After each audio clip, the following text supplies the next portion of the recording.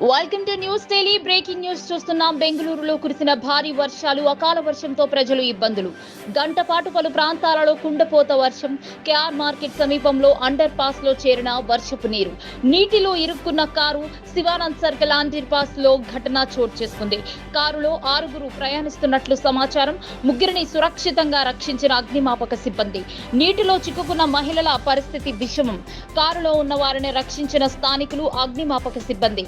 Car వర్షపు నీటిలో మునిగిపోవడం వల్ల ప్రమాదంలో యువతి మృతి చెందిన భానురేఖ 22 సంవత్సరాలు అనే యువతి సెయింట్ మార్కస్ హాస్పిటల్ కు యువతిని తరలించారు. అప్పటికే మృతి చెందినట్లుగా తెలుస్తోంది.